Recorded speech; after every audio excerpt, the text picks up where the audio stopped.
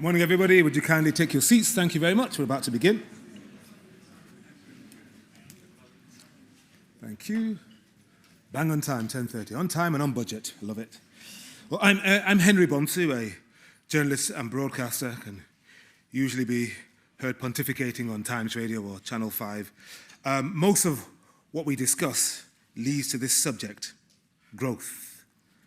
All roads lead to growth. So let me, in that spirit, welcome you to the Centre for Progressive Policy's 2023 Inclusive Growth Conference. Thank you all for joining us. We've brought together leading economic and political voices. We're going to ask important questions to discuss progressive policies and actions for the future.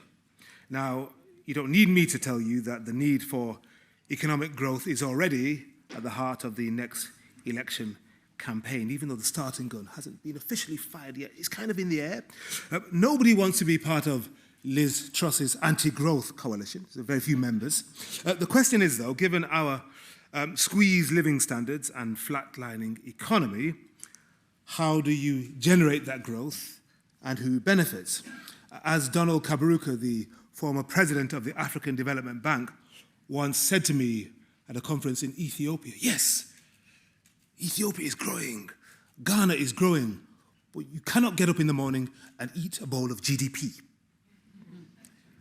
Now, despite a YouGov poll showing a 4-point Tory bounce following last week's autumn statement, yesterday's More in Common poll confirmed that Labour really is on course to win power at the election.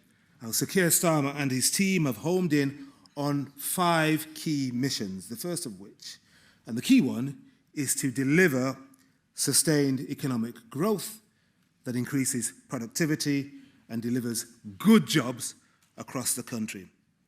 Now, as the leading think tank focused on inclusive economic growth, the Centre for Progressive Policy believes Labour's mission is the right one, but under tight fiscal constraints and against a still bleak economic backdrop, we know that achieving it will be a monumental challenge. Now, this year's Inclusive Growth Conference puts Labour's plans under the microscope to examine whether and how the party can deliver this mission in government. So today's conference and the sessions will ask these questions. What is fair growth? What's the prize for delivering it? And what are some of the challenges? Can Labour deliver fair growth without rebuilding or reforming public services? What does fair growth look like in action around the UK? How can we successfully, and here's a word you're going to hear a lot today, sustainably revitalise UK industry to drive fair growth? Now, delivering fair growth will cost money, yes. If you want those Swedish style levels of comfort and public services, are we going to pay Swedish level taxes? Silence in the room. Now, turning political promises into a fiscal framework, and today's closing keynote and Q&A with Ed Miliband will ask, how do we deliver fair green growth and what will it cost? Also joining us today is the Power Test podcast, and they'll be recording an episode at the end of the conference with Sam Friedman, and we're due to be joined by my Times Radio colleague, the journalist and broadcaster Aisha Hazarika. Sadly, she will not be able to join us, but Sam is here. And now, before we start, some quick housekeeping and what you can expect from today's event. Your conference program, and these are really, really good. Do have a look at them. They'll be on your chair with your tote bag. Please be sustainable and take these home with you. You see that word again? You will find a collection of CPP's recent reports on the tables at the back of the room. These are free and also available for you to take home and study at your leisure. And do chat to the CPP team who'll be here throughout the day. All the sessions will take place in this lecture hall. There's no breakout rooms going on elsewhere. The refreshments and reception will take place in the City of London rooms opposite. Toilets are downstairs, past the registration desk, and the guest Wi-Fi is #IGConf2023. Now, we're not expecting any fire alarms today, so if you hear that sound, then it is real. Please make your way calmly out of the fire exits, and the Royal Society staff will guide you out of the building.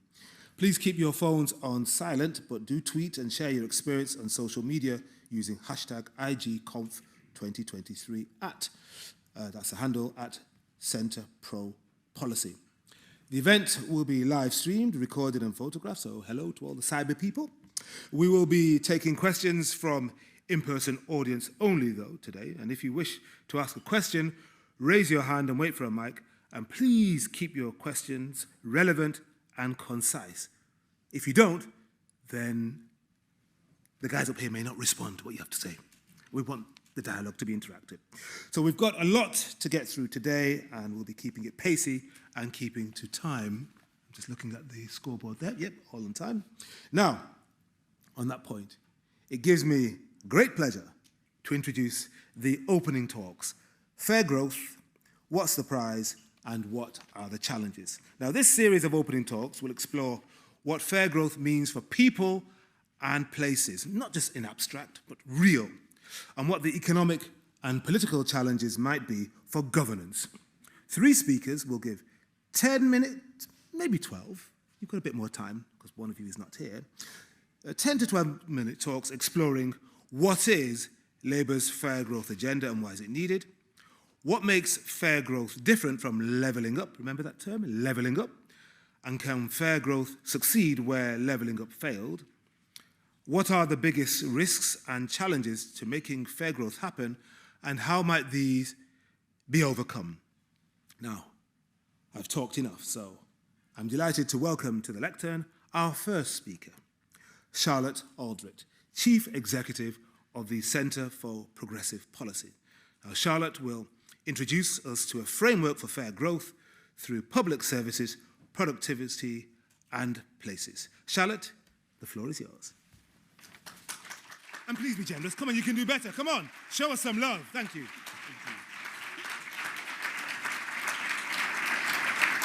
Thank you so much, Henry. It's great to have you back here at CPP's. We're in our 6th year now, and you did our first CPP conference all those years ago, so it's really wonderful to have you back. Thank you so much. And whilst I'm saying thank yous, just a thank you to my team and to the Royal Society and everybody who's worked so hard to make today possible.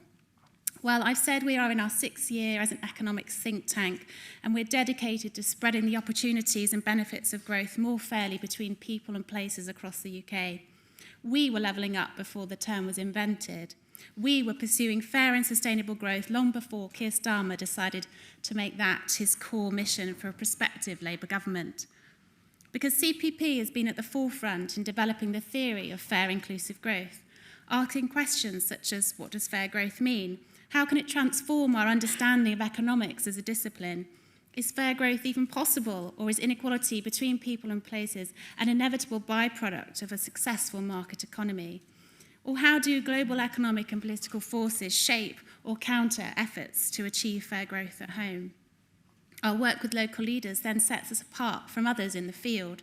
Through our Inclusive Growth Network, we explore, test and learn from emerging practice on the ground, probing how local and regional government can create the conditions for businesses large and small and invest and create jobs, good jobs, and how this needs to link to national sector-level industrial strategies, how devolution and reform of local government finance can break down barriers to public sector working across institutional barriers to deliver better outcomes, and much more.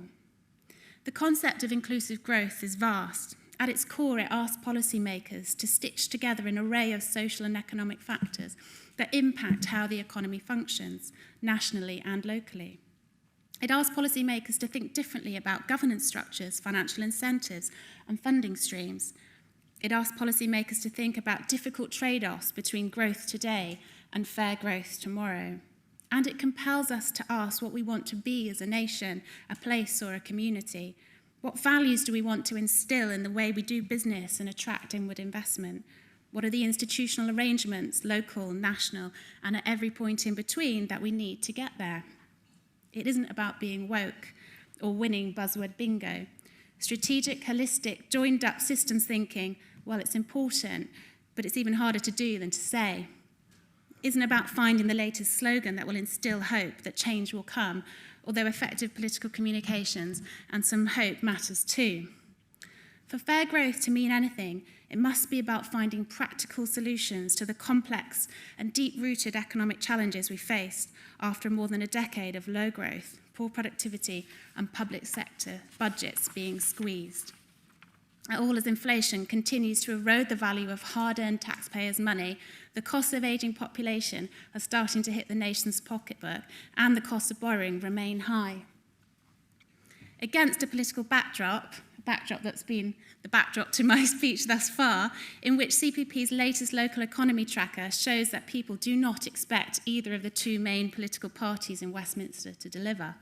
Most expect the Conservatives to make matters worse, and they're not sure about Labour either. The percentage of people confident that Labour will improve their local economy exactly outweighs that who expect the party, should they form the next government, to make matters worse. Ooh, what happened there? There we go. And where trust in our government institutions still remains low, the best we can say is that regional mayors are the best of a bad bunch. At CPP, the role of place is central to our model for rewiring our economy and reshaping our whole system of public policy development, delivery, and governance. Andy Burnham might ruffle Sir Keir Starmer's feathers, but his voice now matters, in some ways more now than when he was a cabinet minister. Things have moved on since I was director of the City Growth Commission in 2014, driving the rollout of mayoral combined authorities, the creation of the Northern Powerhouse, and the first devolution deals. But some things, unfortunately, remain very much the same. CPP's latest economy tracker shows that people in affluent parts of the country are positive for the future of their local economy, while those in old mining towns still feel left behind. Our insights have been right time and again. After the financial crash, after the Brexit referendum, COVID pandemic, and the current cost of living crisis, our economy just isn't working for too many people in too many places across the country. In fact, our economy is barely working at all. By 2028, CPP estimates that GDP is expected to be £1 trillion less in real terms than if pre-financial crisis trends continued. This will amount to approximately £13,000 less in real disposable income per household. Fair, inclusive growth is about tackling the underlying causes of this poor productivity growth, locally and nationally. Part of this means investing in better health, skills, childcare, and other services that combat inequalities and open up opportunities for people to access good jobs. Part of this means helping to nurture investment and the creation of those good jobs in the first place. This map shows the sectors CPP identified as having high productivity potential in places otherwise classified as economically deprived. As you can see, all is far from lost in these so-called left-behind areas. We have huge amounts of economic potential across the UK, and this map shows just a few. Untap these, and the economic gains are huge. So, CPP calls for 4 key recommendations, of which you'll hear more about throughout the day today. The first is more devolution, particularly that which gives places single spending and investment pots to allocate resources strategically. Second, targeted public spending, which, given the tightness of UK public finances, might involve reprioritising existing spend to focus on health, skills, affordable childcare, and creating good jobs. We've done the maths. A 19 billion investment could help to generate an additional 160 billion in economic output, equivalent to about 7% of GDP. Third, we need to have fiscal rules that are based on long-term returns to growth, not just sleight-of-hand accounting. And fourth, we need tax reform to make the UK tax base more relevant and efficient and help close the yawning gap in our public finances that by 2030 CPP estimates will stand about 142 billion per year. So, fair growth is an ambitious agenda, but one with a big payoff if we can bring it about. It has the potential, in my mind, to go beyond mere levelling up, which was largely about narrowing the gaps between North and South, London and the rest of the UK. This itself would have been no mean feat, the task of a generation that could have been sparked by Boris Johnson's 2019 election-winning mandate. But it became an empty slogan. Even where levelling up funding streams were committed, projects have been delayed. The nation's health, the backbone of our economy, hit by the pandemic and continued dominance of acute NHS services that make a mockery of political promises to prioritise prevention and keep people well, and ideally in work. Now, pressures on defence and public and security budgets mount. The cost of servicing our national debt remains eye-watering, and taxes are already at a historic high. As a core defining mission of a prospective Labour government, Fair Growth once again attempts to tackle the underlying factors holding our economy back and, to use Sir Keir Starmer's phrase, fix the fundamentals, such that the economy is geared to work for the many, not the few. But we've heard that before in different guises. Will this time be the time that we can finally make it happen? Can Labour deliver fair growth? That is the question for today's conference, and I look forward to hearing your questions and ideas throughout the day. Tune in again later, as Henry said, to hear from the power test, which will be recorded live here this afternoon and dropped later on in the week. CPP is proud to support the podcast, and we're immensely excited to have Ed here as our keynote speaker to form the basis of that episode. Thank you so much for joining us, and we look forward to the rest of the day.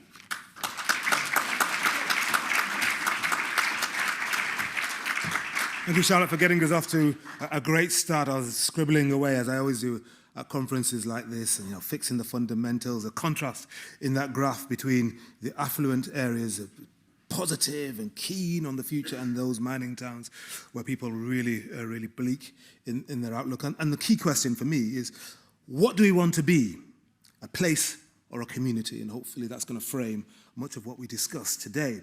All right, Charlotte, thank you for that. Our second speaker will be Kersten, the former chief executive of both Bradford Council and City of York Council, two very different patches, if I may say so, Kersten. And you are going to talk about a fair growth agenda for all. Kersten.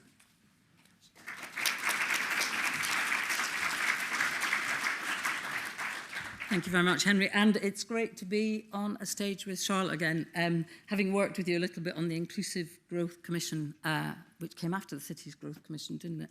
And yes, I'm going to offer some observations from my sector, really, around how regional and local government can play a full part in the fair growth agenda, but only if certain moves are made, some of which actually Charlotte's already alluded to, but I might dig a bit more into the kind of granular and specific moves that I think government must make to enable regional and local government to play that part. And I suppose I speak, until 6 weeks ago, I was the Chief Executive of Bradford, but as one of a number of local government chief execs, largely but not exclusively from the kind of, post-industrialised, de-industrialised, however you want to characterise us, cities and towns across this country. That's not exclusively, our domain to speak about this, but we have held the faith, I think, with the kind of central notion that the duty of care and well-being in the Local Government Act is actually to create well-being for the people of our place now, but not at the expense of the future. And actually, the best way to a long, happy, healthy life in which you don't need the state overly involved is actually to be in work and good work throughout your life, not scrabbling on the margins of poverty. So we've seen that, as Marmot does, as our first order priority. And to that extent, to some extent, we've been going against the grain of government policy since really 2010.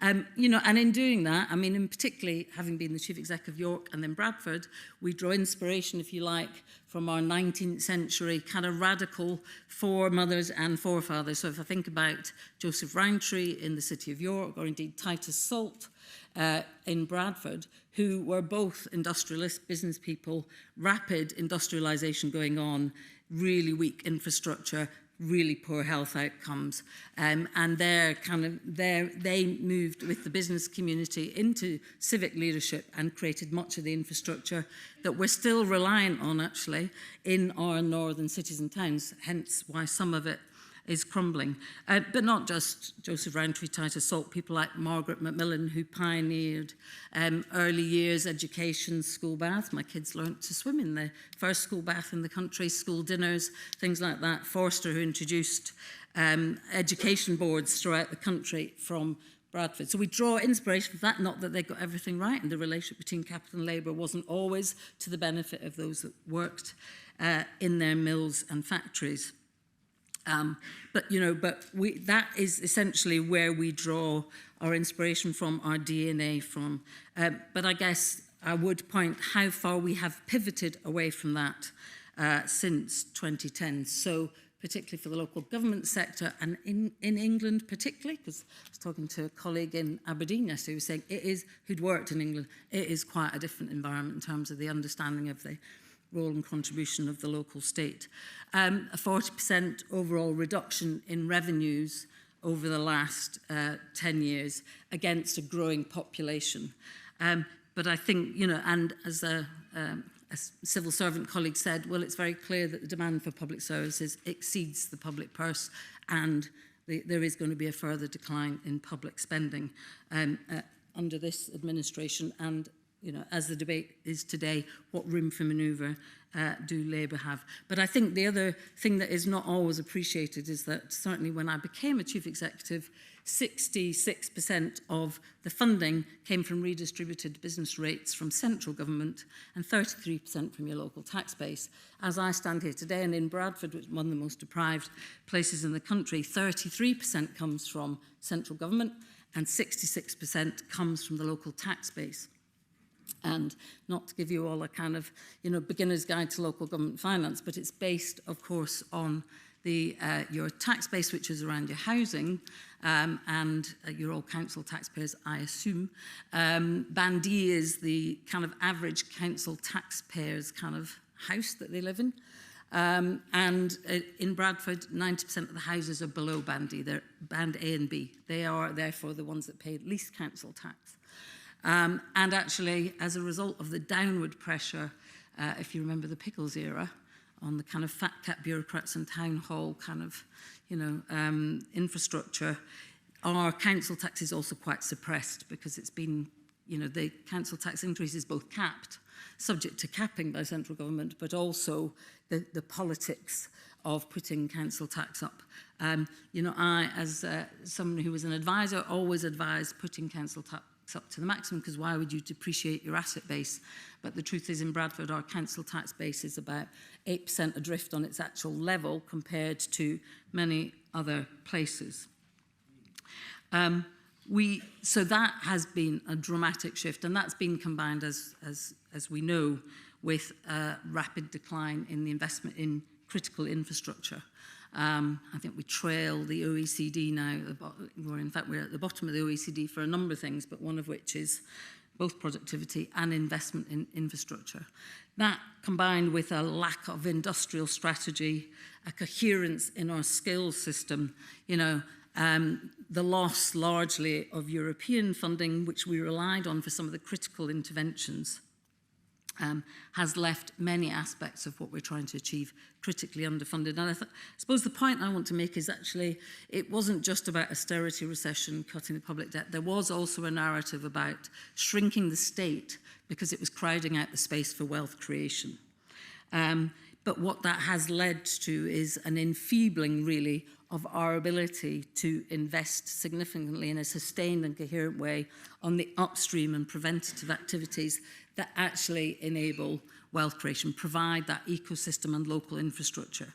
And what that has meant, not initially, but now, and of course only accelerated and accentuated by the pandemic, is that our spend is increasingly at the kind of blue light end of the spectrum. So what we see is an increase in the acuity and complexity of presenting issues and in the volume of issues. So 86% of the spend of many local authorities now is on adults and children's services. Now, if I was thinking about Bradford, about 5,500 children and their families in the social care system, 15,000, a few more, in the adult social care, and we're spending 86%. Now, those are absolutely needed services, don't get me wrong, but I have a tax base of taxpayers of 550,000 people. And we're spending 86% of the money on just over 20,000 people, if you were to take it in those crude terms. And that is undermining democracy, because it's, you know, there is very little headroom to invest in the things that actual most taxpayers believe that they pay their council tax for. Maintenance of the road, lighting the streets, having a swimming pool to go to, libraries, art galleries, museums, the whole lot. And over that time, and Charlotte's already pointed to it, what do we now have? Now, you know, clearly not all of this is about the shrinking of the local state. You know, and you've talked about, you know, COVID, Brexit, global security situation. But what we have is, you know, and you showed the graph about minus 25% in the mill towns, didn't you? Kind of level of pessimism, really. A stagnant economy, the largest depreciation in living standards in many people's living memory, a housing crisis, and a high tax burden. That isn't just bad in terms of the quality of life that's being experienced across that. It's also undermining of kind of confidence in local democracy. But I was asked, and I'm going to start to speak about how you might pivot back to a place where we reinvest tolerably within the kind of fiscal and economic position we're in. But I'm going to just mention briefly levelling up, which of course I have been working with as a concept. In fact, I was talking to someone over breakfast this morning that I was staying with, saying it almost felt like a goldfish bowl where flakes were dropped on the top of the thing, and we all desperately rose with our mouths gaping to the surface to try and hoover up what flakes came. But they didn't come in a systematic or planned way. They came randomly, and you had to keep dodging and moving, you know, and competing. I mean, on the positive side, I would say, and I know some of the people who drafted it, well-crafted and a really ambitious agenda. The attempt, at least the expressed attempt, to wire government across all departments, this is nirvana for many of us, is to actually get government departments speaking to one another and doing integrated policy development. And that was there as an ambition. I do think the attempt to identify and direct investment in a systematic way, all of those things were there in conception. They didn't survive turbulence in the administration, shifting alliances within the Conservatives, because I don't even think there was agreement that it was about rebalancing between North and South. I remember one Zoom call with a junior government minister talking a lot about flower baskets on roundabouts and civic pride, which, coming from Bradford, wasn't, you know, not top of my agenda, though absolutely, you know, local kind of community action to create good public realm and open spaces, absolutely. I do, you know, and actually ultimately I think it was coming largely from a narrative of, well, let's create opportunities and pathways, but let's not think about systemic shifts in our economy or rewiring our economy. And then when it came to implementation, it was a muddle of random prioritization of places, competitive bidding rounds, where in the second round, many of us put bids in and then were told we were ineligible, having got money in the first round, having spent 300 grand on the bids for the second round. And then last week, some of our second round bids having been revived and suddenly receiving £20 million for a bid we'd previously been told had been knocked out of play, but with no warning, just no notice. Anyway, we will create the Robotics Institute in Keighley, which is a marginal seat, but, you know, and so, but it has absolutely felt like that, a randomness about it, a kind of rules being set which turn out not to be rules, abortive costs incurred. And a revolving door of housing ministers. Arguably, that's one of the biggest things you could tackle in a levelling up agenda. And again, absolutely no industrial strategy. So let me come on to the kind of how we might play our part. I'm just going to look at this. Oh, I've obviously exceeded my time terribly. So I am moving. Is that all right? Are we all right? Just thinking about driving fair growth, which is, yes, about growth, but it's about who are the beneficiaries of that growth and what kind of growth. And one of the biggest shifts, I would have to say, is Labour administrations in the North have absolutely made that journey now in terms of thinking about sustainable and green growth. And because I think when I entered local government, it was growth, whatever growth we could have, even dirty growth, because people would at least have a job and an income. And I think actually many leaders in the North Andy Burnham being one, but many others have made that, and Tracy Braben, decisive shift. So I'm going to assume very tight fiscal positions. Some of this is about reprioritisation and redistribution and creating marginal opportunities for reinvestment. But local government needs to be given back the bandwidth to do that upstream and preventative work of creating the conditions for economic growth and good economic growth. Our sector is, 35 more local authorities are looking to the abyss of not being able to set a budget for next year. It's not just a Birmingham, and it's not just a narrative about poor governance. The truth is the sector is really precarious. The first thing, so I have 5 things really. The first thing is absolutely fiscal reform. We should have had the Fair Funding Review implemented 4 or 5 years ago now. A business rates reset. Our whole business rate system is not calibrated on the right basis, and it incentivises the wrong sort of growth. Bradford would have been £35 to £40 million a year better off, according to independent assessments of if they'd implemented those reforms. And that there is a backlog now of reviews, commissions of inquiry, making very sensible kind of proposals that have not been implemented. I would have to say we cannot move to have the bandwidth to work on fair growth unless also we tackle social care. So whether it's the Dilnot Review, 10, 11 years ago, the McAllister Review of Children's Social Care, the implementation of the Competition and Markets Authority that looks at profiteering children's social care, whether it's looking at right to buy and what you do with the revenues from right. We have to get into the specifics of these things because there isn't a huge amount of, but actually where some revenues are retained and how they're used is really important, and how the market is regulated to an extent that it's not profiteering in terms of provision of services, I think is very important. So I would say first 2 things, fiscal reform. Secondly, implementation of many of these commissions of inquiry and reviews that have been done under various governments. The third is I would give the sector statutory responsibility for working on economic growth. I would, because it's not a statutory responsibility at the moment. It gets squeezed.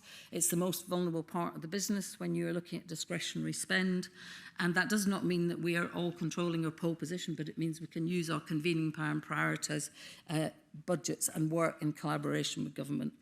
The fourth thing I'd say is, and I'm not a fan of everything that happened in the previous Labour government, but actually the local area agreement moving towards total place, which came at the end of the administration last time, they'd only just started. But actually, if you were to look at, I think the biggest thing local places could do is drive down failure demand and create the opportunity for upstream investment. And if you take the whole spend in a place, when you look at the benefit spend, the NHS spend, the criminal justice system, then there is absolutely room for manoeuvre there. It's also important in terms of where you accrue benefit and how you recognise that on the balance sheet. Because many things local government does saves money, as I'll say briefly, actually at the acute end when you talk about A&E.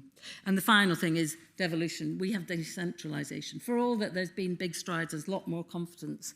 Having gone through some of the Transforming Cities Fund negotiations with DfT on transport, it's decentralisation. And yes, we are doing good and imaginative things. We could do so much more. So in return, regional and local government can use its convening powers, which it still has, to bring forward plans for economic growth, which, yes, would include sector specialisation. We can't all be great at robotics and AI and all the rest of it. Skills pathways that are linked to businesses. Many of this we are doing already in the north, but it's like that when it could be like that. Intervening in housing development with housing associations. If we retain more receipts, we can borrow more money, we can create more properties. I can't get developers to build houses where we really need them because you can't make enough profit. Integrated transport networks. And then moving to that wider agenda, which we've worked on both in York and Bradford, the anchor institutions and employers of our city. I've got Morrison's, PwC, Yorkshire Water, Yorkshire Building Society, working together around our procurement and wealth creation, wealth building in the local market, some elements of conditionality when we're giving grants for business growth. And the community infrastructure that can be built, and I can see in my place, where we have community anchor organisations that are asset owning and drive revenues and create pathways and opportunities for people in place. And these are across the voluntary sector, the faith sector, social enterprise. And finally, I can have 1 minute on prevention. Time up, please finish. You're all right, Anand. I'm all right. You're all right. We're all right for time, I think. Aren't we all right for time? Just very... A half minute. So let me just talk very briefly about, because, you know, the Green Book is especially difficult to work with around investment in prevention. And I agree there has to be a powerful and compelling evidence base, and but it has to look at cost avoidance over the life course. I was going to give a couple of examples. So just very quickly on our clean air zone, very controversial, given ULEZ, first charging clean air zone in the north of England.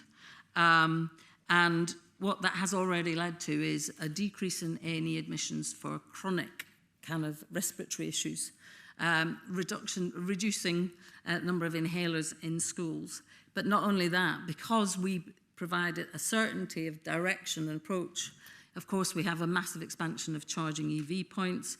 We have a hydrogen plant we're working on with Northern Gas Networks and Yorkshire Water. And the buses, the first bus now are going to use those to go up the hills, because you can't use electricity for going up hills in the bus, and a city centre energy network. So it's a perfect combination for me, where an intervention, very controversial, a lot of political capital expended, but is leading already to a reduction in spend, a stimulus to the private sector, and taking us forward in terms of creating the kind of growth that we want to see. And I'm going to finish there.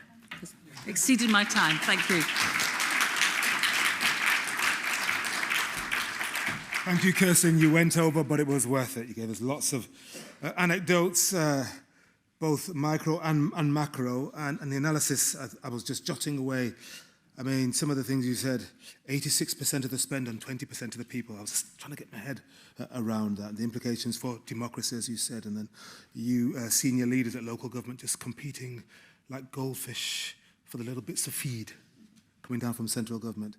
And also implementation, reviews. There are so many reviews. I remember being at an African Union event in Addis Ababa, and President Kagame of Rwanda talked, yes, about an implementation crisis. There's so many edicts being pushed out by the African Union, but they're not being implemented in hardly any of the 55 member states. And the same thing in micro here in this country. Okay, so Kersten, thank you for that. For our third and final talk in this series, I'm pleased to welcome up Anand Menon, who is Director of UK in a Changing Europe and Professor of European Politics and Foreign Affairs at King's College London. Anand's going to reflect on why a fair... You're looking at me with great surprise. Is that not you? I was trying to decide whether to stand up or not. No. You can hang a second. You have to let me land. Anand will reflect on why a fair growth agenda is needed across the UK. Anand, you can now come to the stage.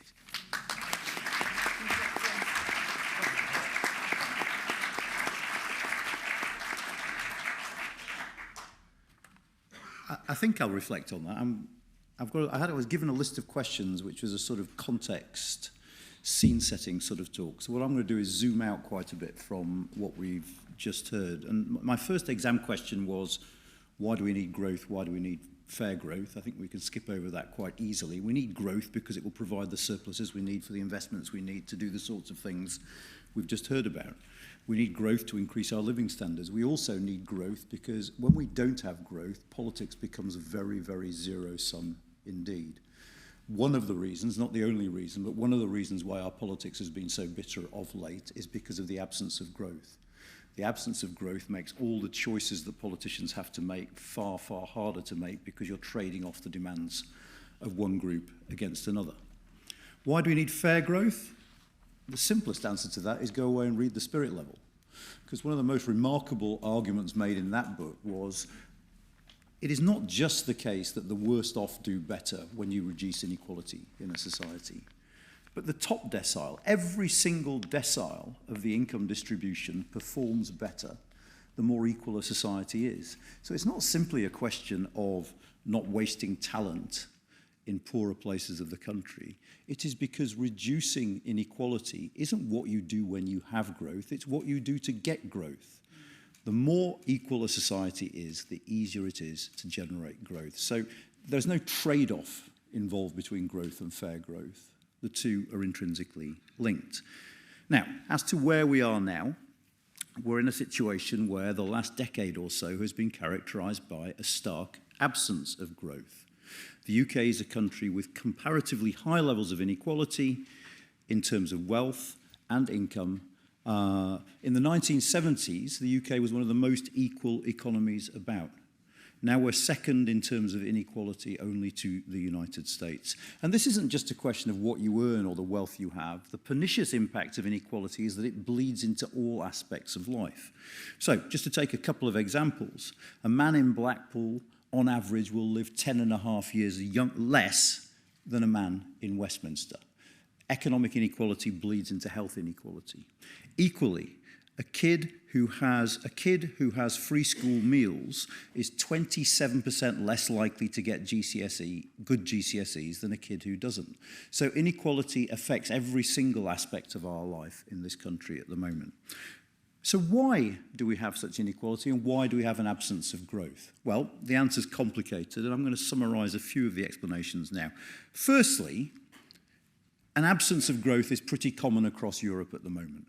European economies as a whole are struggling to produce any kind of economic growth. Rather than all roads leading to growth, as you said, actually no roads lead to growth at the moment in Europe as a whole. The US is a complete outlier in this, but in Europe as a whole, growth is proving elusive. But it's not just down to circumstance, it's also, of course, down to some of the decisions we've taken. In retrospect, but not only in retrospect, because to some of us it was obvious at the time, austerity was not just a bad policy, but it was a policy that effectively meant the economy could not grow. Starving public services of much needed funds, cutting the kinds of local services, the cuts to local budgets for local councils during the period of austerity were absolutely eye-watering. At a time when interest rates were close to or at zero, was simply economic folly. And austerity was one of the contributory factors to this decade of lost growth that we've experienced. The other one, of course, was Brexit. However you spin Brexit, whether you believe in it or not, Brexit has had a negative impact on the UK economy. And the saddest thing, perhaps, of both austerity and Brexit is that their impact falls most heavily on the least well-off. Both austerity and Brexit will increase inequality over the medium term. Brexit not least because its major impacts are going to be felt on the kinds of high-value manufacturing that you see in regions like the West Midlands that are the engines of economic dynamism in some of the poorest parts of this country. I would recommend the Resolution Foundation report on Brexit and trade, which digs into this in great detail. Third reason we don't have growth, I think, I'll put down to bad luck, in that we did what we did at the worst possible moments. Austerity was a misguided policy under any terms. It was a particularly misguided policy if it is going to be followed by a global pandemic. Nothing exhibited and illustrated the short-sightedness of austerity better than a health crisis that placed enormous strain on a health service that had been significantly underfunded under the previous two governments. Equally, Brexit.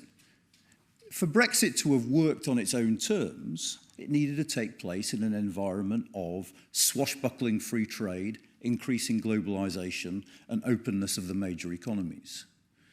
We were unlucky in the sense that when we did Brexit, it was precisely at the moment when COVID and its aftermath meant to a reversal of globalization, led to the major economies like the United States and the European Union turning in on themselves, and led to the virtual, and also at a time when the WTO is simply not functioning. So circumstances haven't been kind to us. I don't think for a moment this should take the responsibility away from the policymakers who took some really bad short-sighted decisions, but they haven't been helped by events. And the final thing I think that accounts for our relatively sclerotic performance when it comes to growth is politics.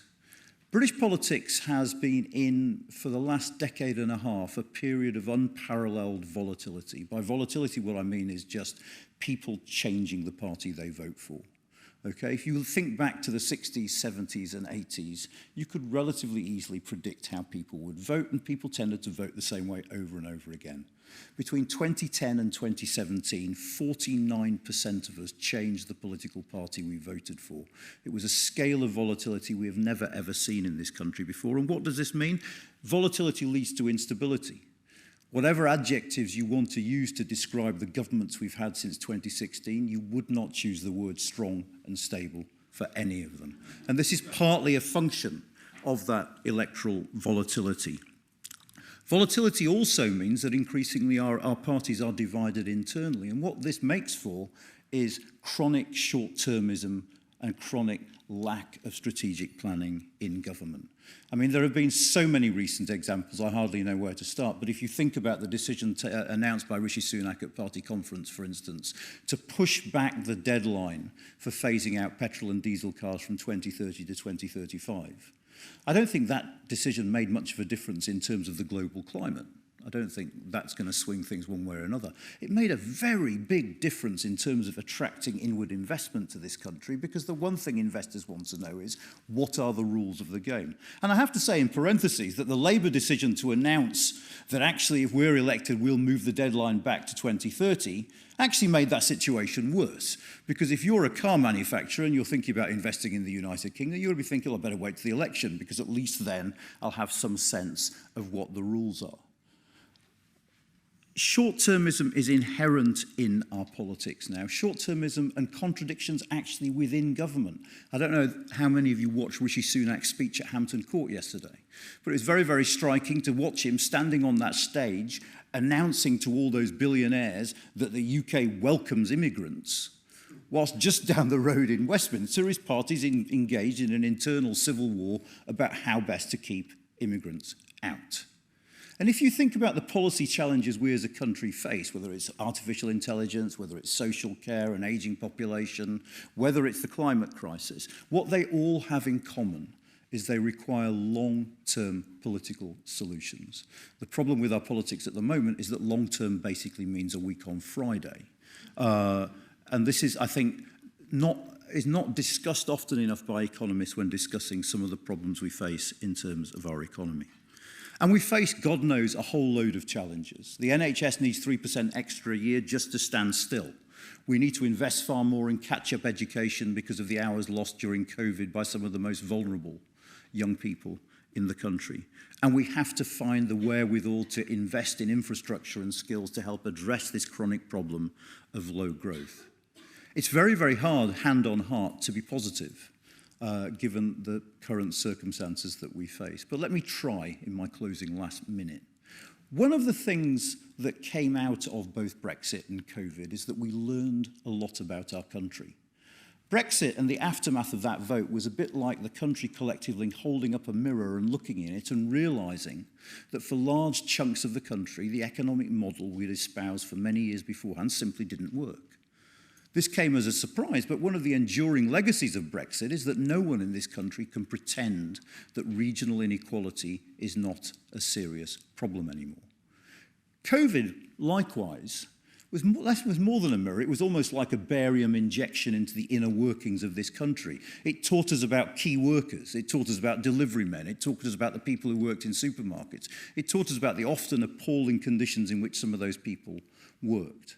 So for all their negative economic impact, Brexit and COVID helped us learn lessons about ourselves, and they also fundamentally rearranged our politics.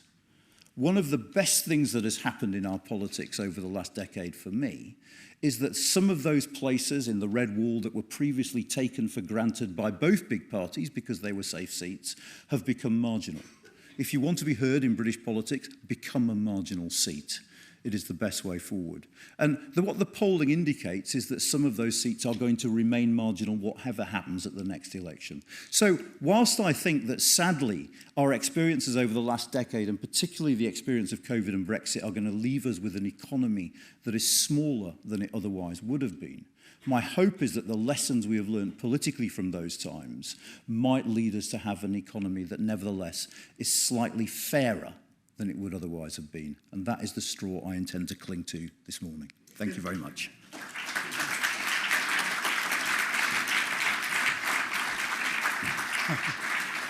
Thank you, Anand, for that, how can I put it, brutal diagnosis of where we are and how we got here. But thank you for giving us that straw, which I think we're all collectively clinging to at this point.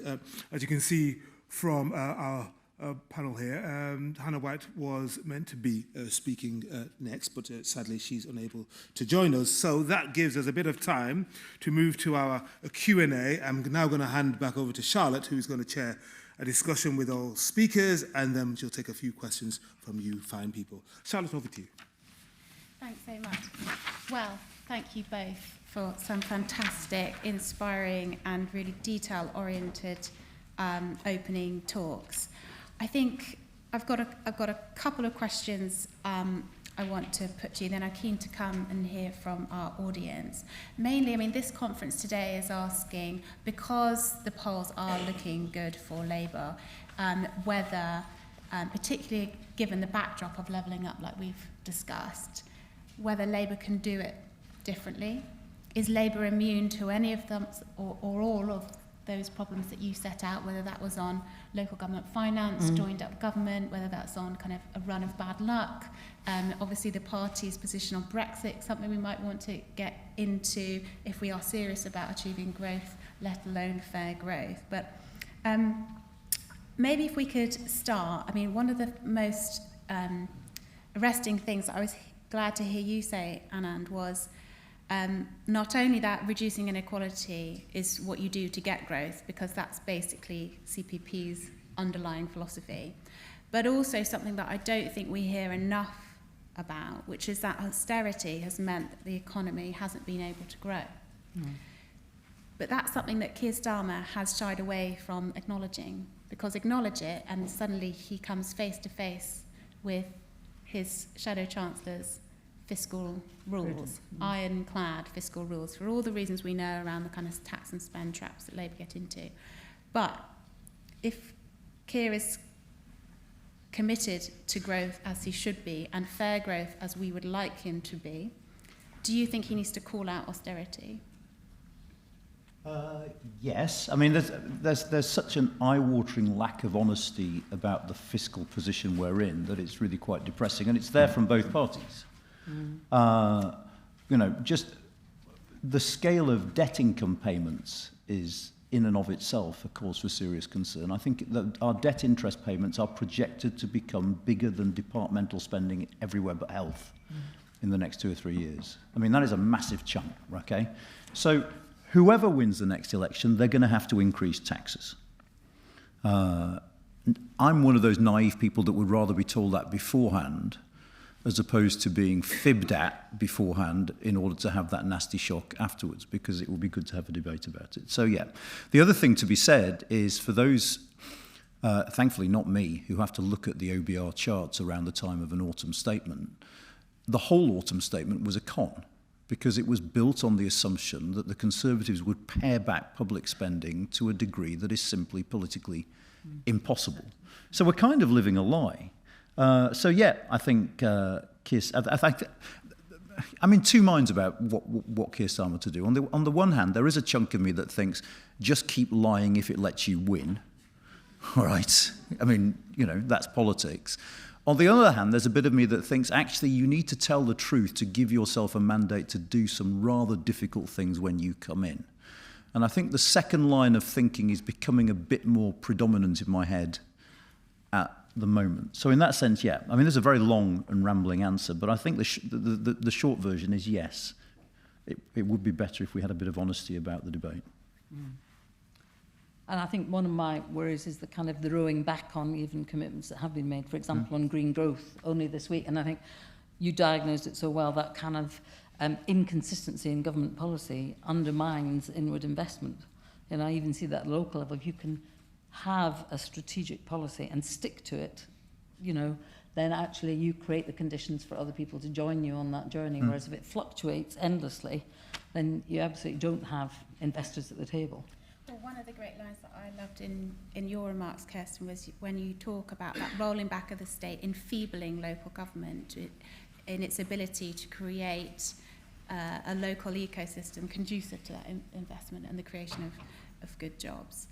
But the opposite of that implies an expansion of the state or a shoring up of local government finances the system is desperate for. Yeah. But again, we hit up against that fiscal situation. The fiscal rules, which is why I spoke a little bit about progressive redistribution, which is kind of something that's been kind of moved away from systematically over the last 10 years. If you look at the business rate system and how and where the money is distributed. So, you know, I think there's room for manoeuvre, but there's winners and losers, aren't there, right? And that's the problem that government got into around levelling up, and when blue wall seats became marginal, you know, so it couldn't be about north and south, because then you were losing seats in the south. But the only other thing I would say, and this is not to fall out with my colleagues in government, but if you look at the growth of the civil service over the last 10 years, it's almost as dramatic as the decline in workforce of local government. And I'm also suggesting you'd redistribute where the state is active,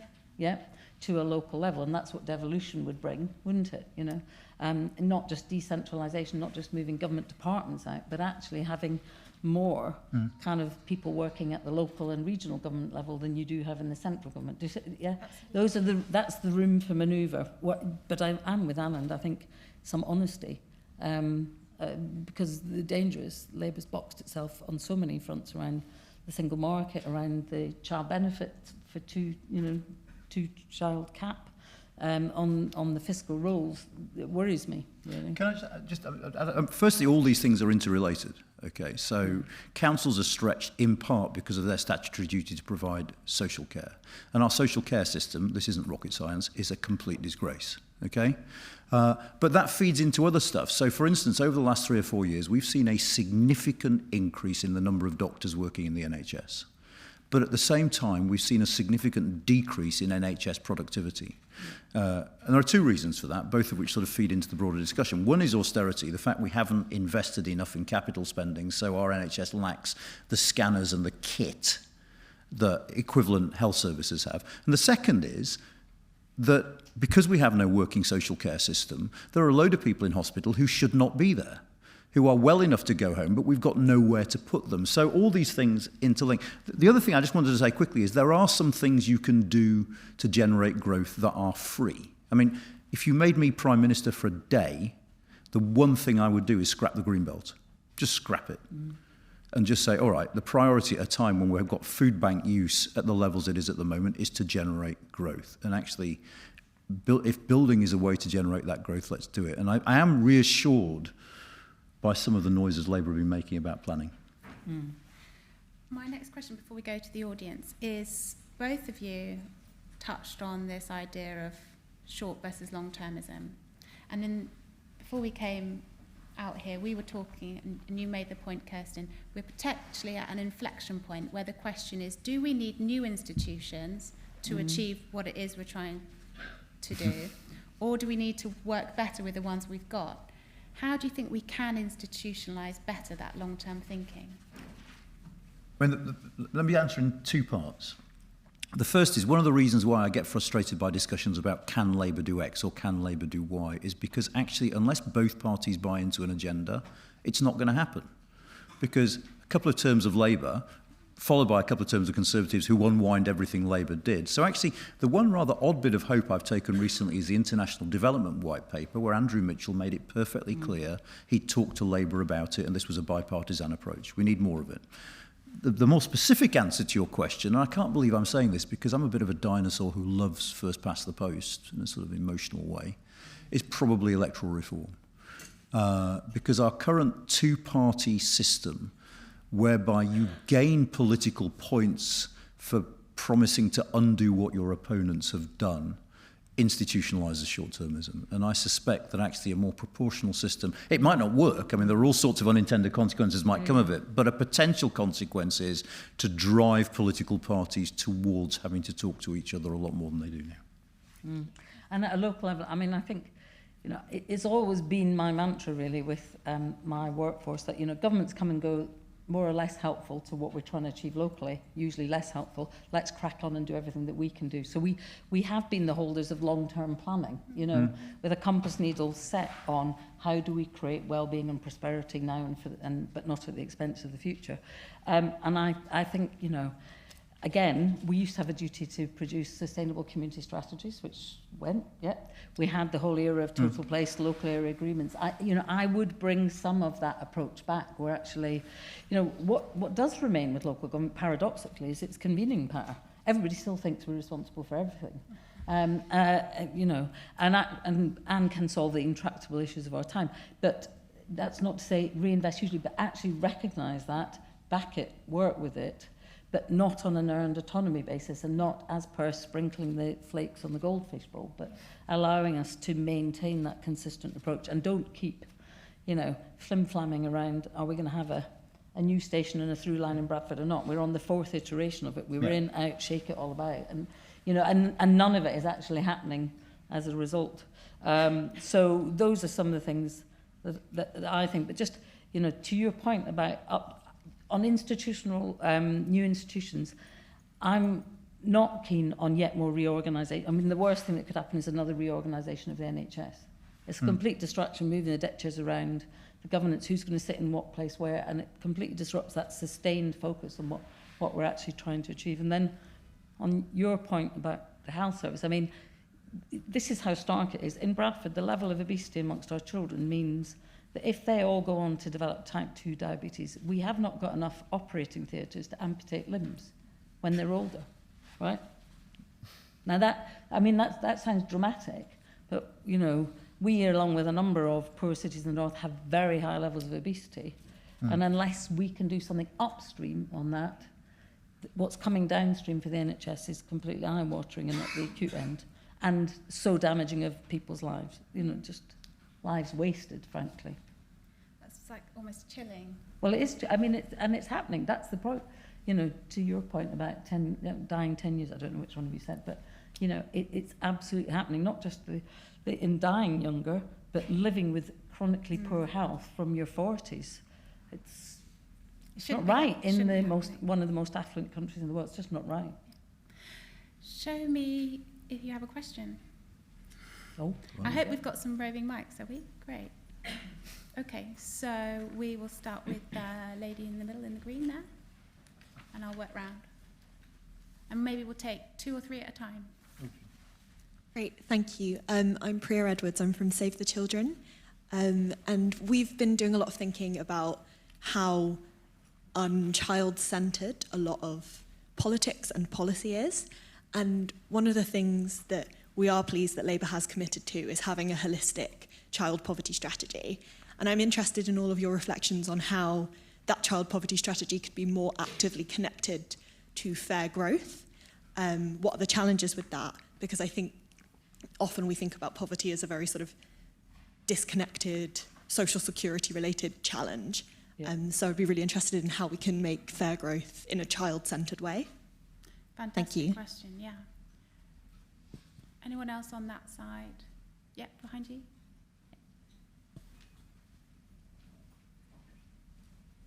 Good morning. I'm Elizabeth Goldhill from Natrim Capital, which is a financial services company. I wanted to echo what Kersten had said, that there's been the growth in administration. And one area of wasted growth is the employment that's gone into regulation over the last 10 years, most of which is completely useless. To give you an example, when we completed our annual report, we used to have to produce 4 other documents to do it. We now have 15, and that's since 2016. Okay, anyone else on that side? Thank you. Yes, that lady on the end.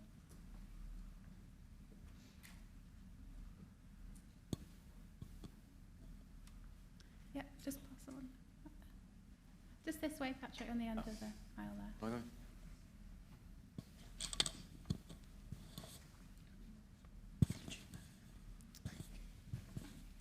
Thanks. Thank you. I'm Sue Cohen from the Women's Commission in Bristol. And it's really about fiscal rules and the rigidity of Rachel Reeves's fiscal rules. And isn't it the case that in order to improve productivity, that fiscal rules need to invest in human capital? and in particular in childcare, education, health, etc., and that fiscal rules would need to be changed and be more flexible in that respect. Brilliant. Okay, some great questions there. So how do we connect poverty, particularly child poverty, into the fair growth agenda? How do we think about the role of regulation? Sometimes more isn't always better. Sometimes less isn't always better either. And what do we need to think about when it comes to fiscal rules and investment in human capital rather than, as we typically think about, investment in hard capital infrastructure? So let's start with you, Kersten.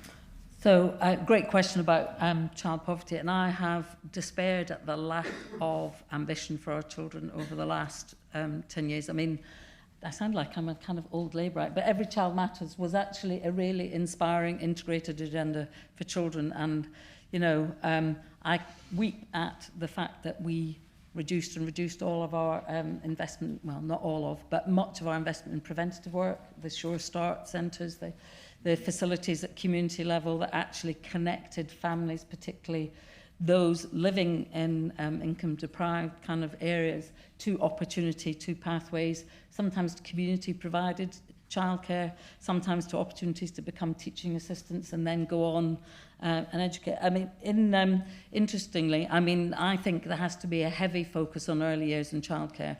It is still true, as the Jesuit said, and others said, show the child at 7, I'll show you the adult. You know, and I think the first 3 years are absolutely critical. And if a child is living in poverty, material or otherwise poverty, for those first 3 years, you can chart the life course and the reduced kind of outcomes for that child. In Bradford, interesting, we've got the world's largest longitudinal study on childhood development, which is producing some real groundbreaking insights which have actually survived the Green Book test to lead to some shifts in government policy. So being able to diagnose autism at the foundation stage without it being clinically diagnosed and modify and adapt the education curriculum, those children are now attaining at the same level as their peers. Huge shift then and reduced cost. I'm still on that agenda, really. We discovered thousands of our kids who had eyesight issues. The note never got home, or the parents thought they'd have to pay for the glasses, or they were time poor because they're working shifts, still on benefits, they're not earning enough. And actually now we have investment from government to put opticians in schools with 2 pairs of glasses, one for home, one for school. Go figure why children can now learn. Small intervention. Low birth weight babies, predominantly born in poorer households, born in summer. Now we've changed the school admission system, so actually we can support children to enter school later so they can attain. Now those are just small examples of how you can connect it in ways. Is it to the fair growth agenda? Arguably, it's creating young people who have optimism, skills and choice when they leave school to navigate adult life. Yeah, but I would, you know, personally, if there was any way to lift the child benefit cap, you know, I'm a place of large families because of the diversity, 150 languages spoken in Bradford, very large families, many of whom living in poverty, women particularly, doing multiple jobs to try and make ends meet and still being dependent benefit. That cannot be. That's the state subsidising work, isn't it, in the private sector. So we do have to get into the ribs of some of those agendas as well. Brilliant, thank you. And Anand, the last 2 minutes to you, please. I'm afraid we won't be able to get to the next set of questions. So I think we're going to have to wrap up. But Anand, if you could take any or all of those that we've just had. Yeah, I mean, Sue, on the way I look at fiscal rules is they're an electoral necessity for the Labour Party because it covers an area of vulnerability. The thing that slightly worries me is that the Labour Party are thinking, well, we signed up to Tory spending plans in 1997 and that was fine. The big difference was that unwittingly John Major and Ken Clarke gave Tony Blair a massive present. They gave him a positive bank balance and growth. And this time round is going to be very, very difficult. So whether the fiscal rules survive first contact with governing, I'm less sure, but I think there's a very good reason why they're in place now. Because, you know, if you just imagine a situation of an economy that feels like it's recovering towards the summer of next year, and the Tories going to the people with a slogan of don't trust Labour with the recovery, it's where Labour tends to be vulnerable. I mean, I know this is a very vulnerable Conservative Party at the moment, but I think it makes perfect political sense for me for Rachel Reeves to have signed up to this now, less so if she ends up in government. And on the growth in I mean, Who'd have thought that one of the obvious, predictable consequences of Brexit would be more regulation and more civil servants? It's baked into the project. So even if there are specific areas of regulation where you can say, actually, this is silly, this was always inherent. I mean, the idea that small state conservatives wanted Brexit made no sense. It was a logical contradiction in terms. And that, in a sense, is what's playing out at the moment, I think. Well, we're going to wrap up this session. I won't attempt to summarise a really wide-ranging conversation. I'm grateful for your questions. Look forward to more of those, and apologise again to this side of the room, but we'll get there. Just leaves me to thank our fantastic guests, Anand Menon, Director of UK to Changing Europe, and Kersten, former Chief Exec of Bradford Council. Thank you so much. It's been a pleasure. And thank you, Charlotte. I've got to say, Charlotte, I could have listened to so much more of that. I was really getting into it. Fantastic stuff. You can get. I love that phrase, getting into the ribs of this, which I haven't heard before. It's usually getting into the weeds, but getting into the ribs. I love that. Fantastic presentation. Brilliant. I hope you enjoyed that. Yes? Good? Fantastic stuff. Okay, so we've now got time for a little break.